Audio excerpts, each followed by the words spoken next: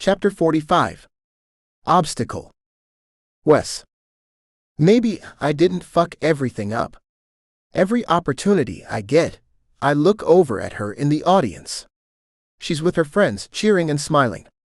Tonight, I want to let the world know. I still can't believe she said yes. Hell, I can't believe I asked her out in the first place. But I did, and she said yes. Next time, I want her to wear my jersey. My stomach tingles at the thought. But first, I have to win this game. I have to show her what I can do. It's stupid. I'm a fucking ass for even thinking it, but I want her to see how good I am at what I do. She should be wearing my number. I want her in a jersey that tells the world that she's mine. That I'm hers. Maybe next time. I force my head back in the game. There's no way I'll make a fool of myself in front of her. I wiggle my fingers. Gloves on, ice and movement. I look at her after every goal. She's cheering and celebrating. She looks happy. I love seeing her happy. When we win, the crowd goes wild. There are too many people there. I want to find her, but my teammates keep demanding my attention. Once we're in the locker rooms, all I can think about is getting changed as quickly as possible so I can get to Lucky's where she's waiting. I practically rip my gear off and jump in the shower. When I get out, I can't stop smiling. What's up with you today? JD asks. He's taking his time, slowly removing his gear. Nothing, I say. Why? Because you keep smiling. We just won. He studies me for a while. Nah, this isn't a hockey smile. This is something else. Fuck you, I say and check my locker. I find my phone. Frowning, I realize it hasn't been charging. And there's no message. It doesn't matter, I'll see her in a little while. I unplug and replug the charger. Nothing. Shit, I say. My charger isn't working. Here, JD unplugs his own phone and hands me his. Just hand it back later. Thanks. I plug it in for the couple of minutes it takes me to get dressed. Are you in a hurry? JD asks when he gets back, toweling his hair. I shrug. I'm headed to Lucky's. If you want a ride, you better get dressed quickly. I'll be outside. Wait up, Ethan says. Me and Liam will hitch a ride. I nod at them as I leave the room. But I swear, if they're not out by the car in the next 5 minutes, I'm leaving without them. Wes? My uncle is leaning against the wall outside. As I approach, he pushes off and comes to meet me. Tom. Why is he here? He comes to my games sometimes, but he said nothing about coming today. Congratulations on winning. You looked good out there. Thanks. I'm hearing some troubling rumors, Wes. He says and looks me over. About me. I furrow my brow at him. You and Chloe. I really don't want to discuss my love life with my uncle. There is no me and Chloe. That's what I've heard. He puts a hand on my shoulder. Wes, you're young, so maybe you don't understand how the world works. But trust me when I say Chloe is good for you. I shake my head and he drops his hand. I don't love her. Love? You're not here to find love. You're here to build a future. I want you to focus on hockey. Chloe will let you do that. She knows how important it is. It's not going to work out. I want out of this conversation. She can support you, Wes. You have no idea how important the connections you forged today are for your career. You need to think long term. I won't be with her just because she grew up with a hockey player dad. I take a deep breath. Besides, I think I'm in love with someone else. It's the first time I've admitted it to anyone, even myself. But as soon as I say it, I know it's true. I'm in love with Lydia. Who? Tom asks. You don't know her. I don't want to talk to him about her. Not yet, at least. I just want to get to Lucky's so I can see her. Is she an athlete? No. What's her major? Media and communications. He scoffs. Media and communications. That's what party girls choose. That's not a respectable major. You need to be with someone who can help your career. Does she even know how important hockey is? She knows. I think she does. She's never not been supportive. But we haven't really talked about it. Wes? He grabs my shoulders again. You need to focus on hockey. That's why you're here. That's the whole point of uni. I'm not paying all this money, so you can end up working at a fast food restaurant or a factory somewhere. You have the potential to be one of the greats. You need to seize this opportunity. I take a deep breath. How do I explain to him that I want it all? Hockey and Lydia. He takes my hesitation for something else and takes an even more serious tone. You need to focus on hockey. Because I'm not throwing away my money so you can fuck around and play house with women who could ruin your future. It's my life. I want to tell him it's not like that she'll be by my side, and I think she will be. But how do I know? It's my money. We stare at each other for a long while. Neither of us backing down. Wes? You coming? JD asks with a concerned look. No, he's not, Tom says. We need to talk this over. Let's have dinner. I already have plans for tonight. I glance over at JD. Ethan and Liam are waiting by my car. And I have plans for the rest of your life. Tom points to his car. Get in. I'm sure your team captain can be trusted with your car. I want to tell my uncle to fuck off, to stop interfering with my life, but he's the one who got me here. He's the one who made my dream possible. I owe him. With a heavy sigh, I dig out my car keys and toss them to JD. I'll catch up with you later. Maybe Lydia will understand if I don't show up.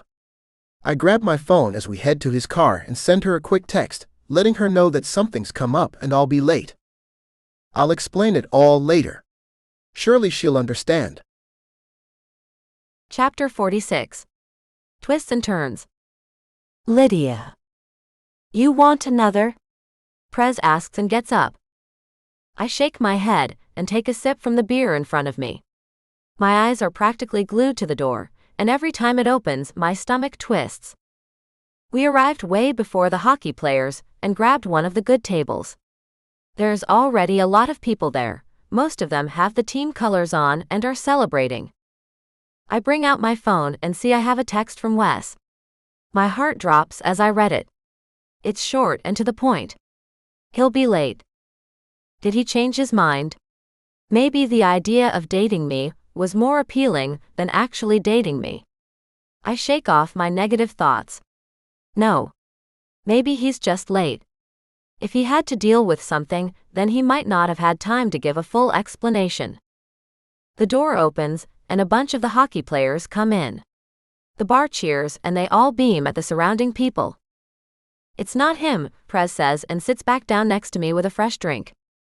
I'm really not sure you should be going after JD, I say. If he didn't call you, maybe that's it. We had a really good time, Prez blushes. The way he used his fingers. And his tongue. And I know he enjoyed it too. Twice. I'm just saying, I think he sleeps around a lot. So don't pin all your hopes on him. We had a connection. I refrain from arguing more. Maybe they did have a connection. But I have a sinking feeling that he's going to break her heart. If he wanted to see her again, he would have called. The door opens again. This time it's JD, Ethan and Liam. The cheers are even louder, completely drowning out the music. Someone chants JD's name and he raises his arms, grinning at everyone and no one. It's him, Prez says breathlessly. I'm going to go talk to him. I want to stop her, but she's already crossing the floor. A crowd of people has gathered around him, so she struggles to get close. How much do you want to bet he's forgotten her name? Trisha asks. Is he really that big of an asshole? I've barely asked before I realize I have forgotten many names. What was I thinking? Pretty much, from what I hear. Trisha takes a sip of her drink and looks out at the room. Is Larry coming? They've been on and off for a while, and I can't remember if they're on right now. It's pretty clear that they both like each other. Trisha shrugs. Not sure. She stares at her drink. The door opens again and my heart leaps. Until I notice it's not him. My eyes return to Prez and her attempts at getting JD's attention. He finally notices her and says a couple of words. Prez's face falls, and she stands dumbstruck while he continues to the tables where the other players are. Oh. Trisha grimaces. That does not look good. Prez walks back to us as if in a daze. What did he say? I ask when she sits down. He said, thanks for the sex. It was great. But I don't do repeats. My jaw drops. Really? He's an ass, Trisha says. You deserve so much better. Prez shakes her head. It's not like I wanted to marry him and have his babies. I just thought we could hook up again. Maybe make it a regular thing. Sorry, I say. We order more drinks and do our best to cheer up Prez. It doesn't take long before she's feeling better, especially after a guy at the bar looks her up and down and gives her a flirty smile. She soon decides that the best way to get over JD is to move on and takes her chances with the flirty guy. Larry shows up with eyes only for Trisha. I try to have fun and talk to some other people I know, but I'm not feeling it tonight. I've waited long enough. I decide to take the bus back home. I let Trisha and Prez know, and step out of the dim lighting and terrible music and take a deep breath. The bus stop is close by, just past some storefronts and a couple of restaurants. It's a fairly safe area, but I still walk holding the miniature pepper spray on my keychain and keep my phone handy. Should I have waited longer? I check the message he sent me again. It's so cold and to the point. If he changed his mind, why wouldn't he just tell me? I put my phone away and keep an eye on my surroundings. I pass a group of drunk women balancing on their high heels and stop in my tracks. There's a large window to my left. Inside, people are having dinner. Servers glide about with plates and wine bottles. It's a nice restaurant. I've had a couple of dates there myself. But I never expected to see Wes there. With his ex. She's sitting next to him, touching his arm. Smiling at him.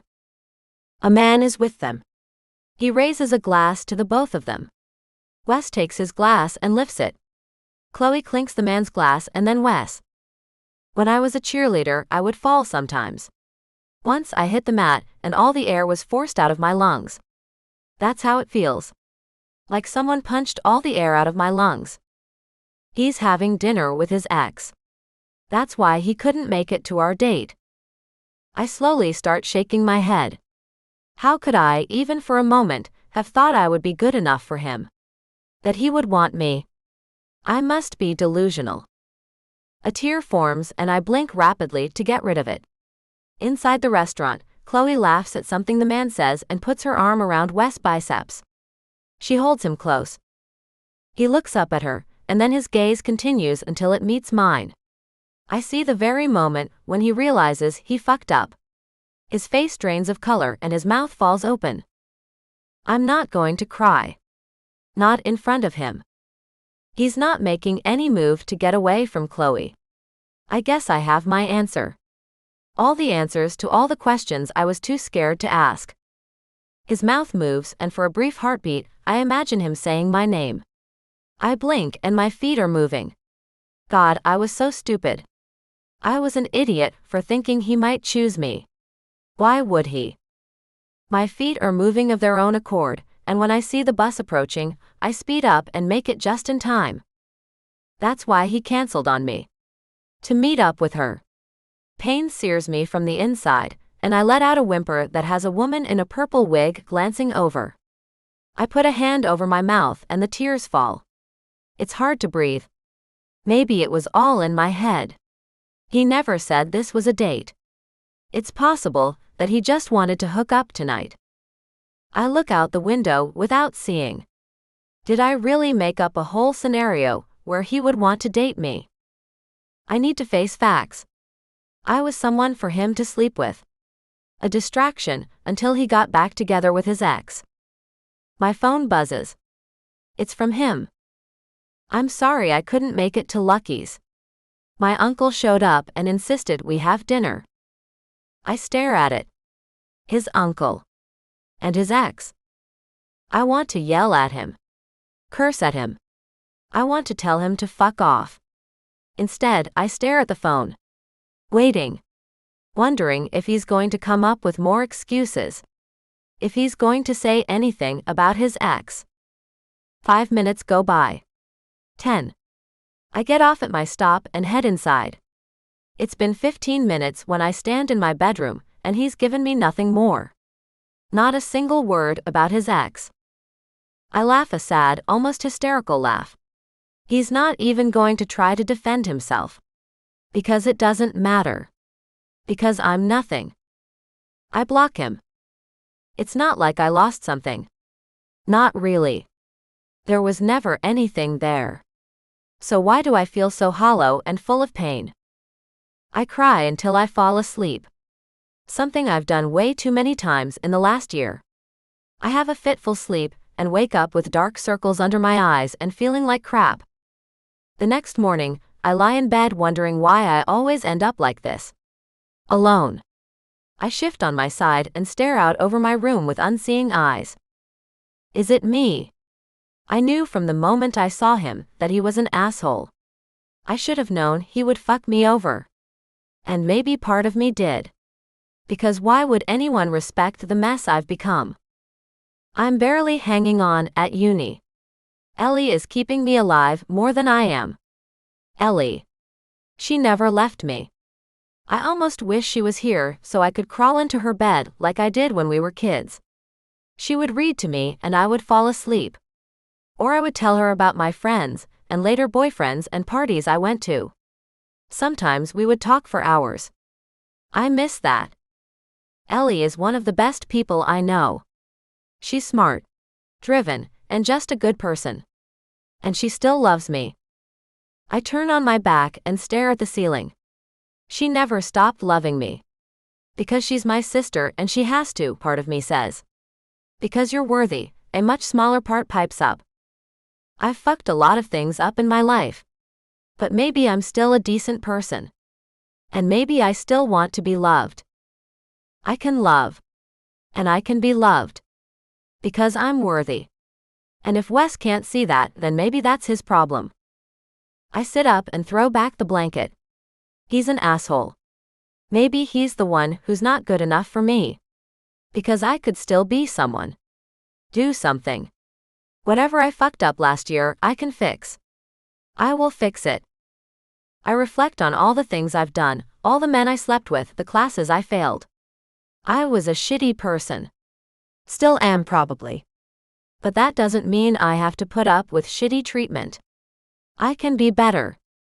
No matter how fucked up I am, I'm not going to allow people to treat me like shit. Nobody should walk all over me.